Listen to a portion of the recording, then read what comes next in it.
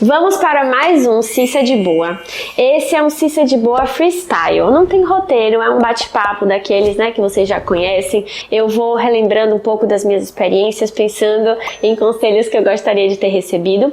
E a gente vê como é que acontece. Se você gostar, você comenta aqui embaixo, tá? Bom, hoje eu decidi conversar sobre como que eu aprendi a lidar com o dinheiro, a minha relação com o dinheiro, vida financeira, enfim. Vamos lá. Eu sou uma pessoa muito privilegiada em termos familiares. Eu tive acesso a todas as oportunidades que eu gostaria. Então, é importante dizer que eu não parti do zero, Eu já parti de um lugar muito favorável para eu alcançar sucesso financeiro. Isso, no Brasil, especialmente, é muito importante ser dito, porque a desigualdade muda muito, Em relação ao meu próprio dinheiro, eu demorei para ter um dinheiro meu. A minha família, tanto meu pai quanto minha mãe, que são separados, os dois, normalmente o dinheiro deles era dado a mim com certa facilidade. Então, se eu queria alguma coisa, eu pedia pra minha mãe, se eu queria alguma coisa, eu pedia pro meu pai.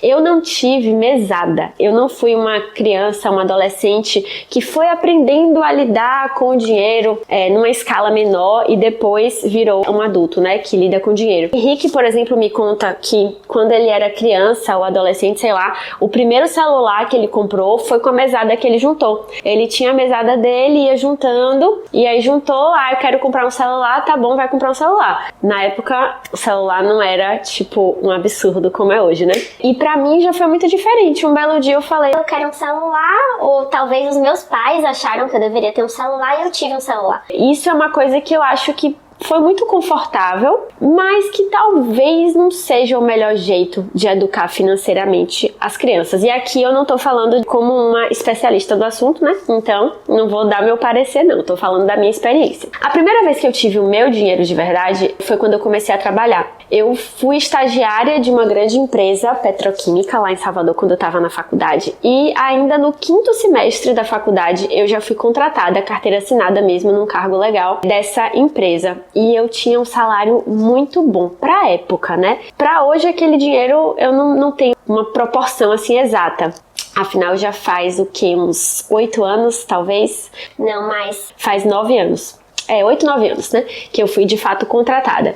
E eu lembro que naquela época era bastante dinheiro para uma pessoa super jovem que ainda estava na faculdade, morava com a minha mãe, e eu não tive responsabilidade para fazer aquele dinheiro realmente ter um impacto assim legal na minha vida, Eu fui muito de aproveitar a vida, então eu saía, eu curtia, eu viajava. Nossa, eu e Henrique, a gente começou a namorar bem jovens, a gente começou a namorar com 19 anos, então nessa época eu já namorava com o Henrique e a gente viajava para todos os lugares que a gente queria, aproveitava a vida, saía, e realmente eu usei esse meu primeiro dinheiro ali de trabalho para isso. Hoje eu já teria encontrado uma proporção melhor. É claro que eu podia curtir, eu era super nova, eu trabalhava, super responsável nesse sentido, mas eu podia ter pego um pouco daquele dinheiro e investido, É uma coisa que eu converso muito com meus irmãos. Sortudos que eu tô ali conversando com ele pra dizer as merdas que eu fiz. E aí foi isso, quando eu saí dessa empresa foi quando eu passei no trainee e aí o salário aumentou mais ainda, eu passei a ganhar,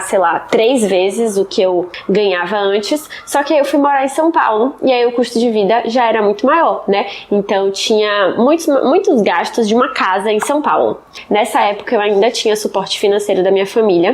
Para algumas das contas, assim, eu podia, sim, contar com eles, mas o meu salário me suportava bem em São Paulo. De novo, eu não considerei absolutamente nada do longo prazo na minha gestão financeira. Eu vivia como se não houvesse amanhã. Passagem para Salvador. Imagina, 3 anos morando à distância, gente. 3 anos namorando à distância. Foi muita passagem. E assim, eu não economizava. Quer ir para Salvador no carnaval? Vai. É Natal? Vai. É Dia das Mães? Vai. Dia dos Namorados? Vai. Quando eu queria, eu ia. E não passamos muita saudade, eu e Henrique. Esse é um dinheiro que eu não me arrependo de ter gastado, porque eu acho que foi importante pra gente ter vivido bem esses 3 anos à distância e estamos aqui hoje felizes, é isso que importa. Mas eu tinha essa mentalidade pra tudo no meu dinheiro lá em São Paulo. Tudo que eu queria, eu comprava. E isso não é saudável, não faz sentido, Não é uma atitude adulta. Eu não me sentia ainda uma adulta com relação ao meu dinheiro. Ainda assim eu tinha conseguido poupar alguma coisa, mas por acaso do destino, talvez. Fui demitida, levei um susto enorme, isso é história passada, já tem vídeo no canal aqui a respeito da minha demissão. E aí, com a rescisão da minha demissão, eu tinha ali aquele dinheiro, eu investi basicamente em cursos. Então eu tirei a certificação do coaching, eu terminei minha pós-neurociência, fiz outros cursos que eram importantes para essa nova fase da minha vida profissional e comecei a trabalhar como coach de carreira. Aí, a minha renda mudou em formato, né? Antes eu tinha um salário fixo que eu sabia que eu podia contar e aí eu, entre aspas, né, me organizava naquele salário. Leia-se, gastava ele todo. E nesse outro momento eu virei empreendedora, então eu não tinha uma renda fixa. Isso fez com que eu fosse, atenção, para o outro extremo, o polo extremo da pessoa que não sabe gerir finanças. Eu fiquei completamente obcecada por cada mínimo centavo que eu podia economizar e que eu me sentia culpada quando eu gastava. Eu falava, meu Deus, eu tô em transição de carreira, eu não sei como é que vai ser mês que vem. Sofria muito, planejava no detalhe, assim, e fiquei completamente obcecada por economizar dinheiro.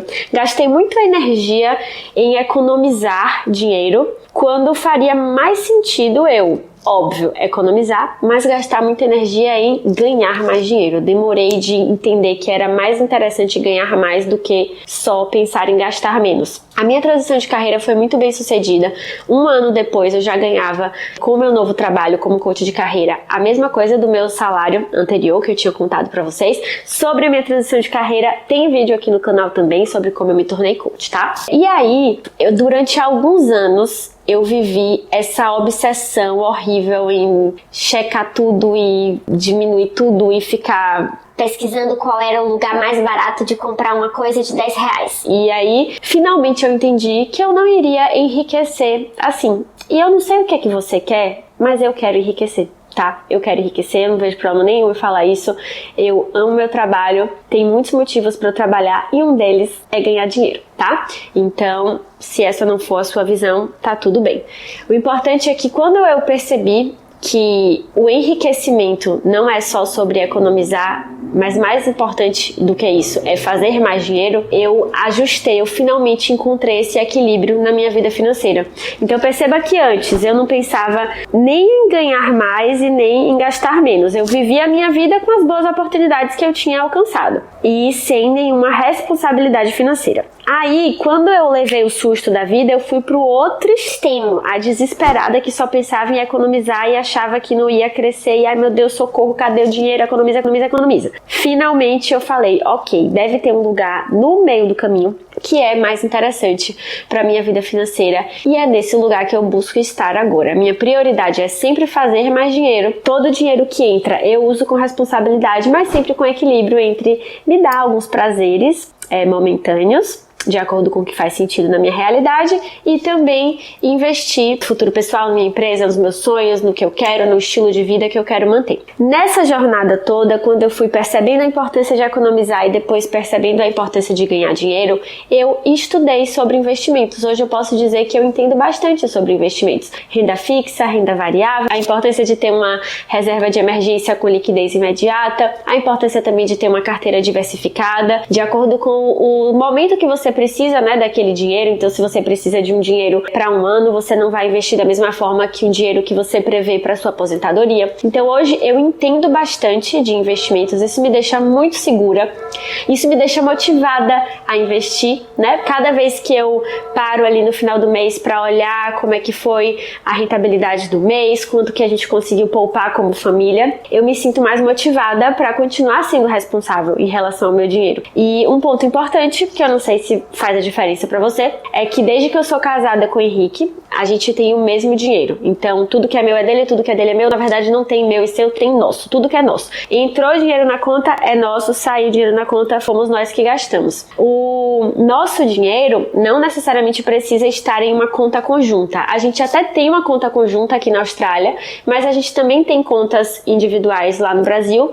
E tudo que tá com a gente é nosso. Eu sei que isso faz a diferença para alguns casais, é assim que a gente decidiu viver, e eu, pessoalmente, nem consideraria viver de outra forma. Para mim é muito importante ter essa visão. E Henrique também foi importante nessa minha construção, né, da minha personalidade em relação ao dinheiro, porque Henrique é uma pessoa mais leve, né? Eu sou muito preocupada, eu sou pessimista, eu acho que as coisas vão dar errado e eu quero sempre me precaver e eu acho que eu não tô fazendo o suficiente. E Henrique é o oposto, ele é uma pessoa confiante do futuro, É uma pessoa otimista, é uma pessoa que acha que as coisas vão dar certo e que a gente tá fazendo mais do que o suficiente, que a gente é responsável.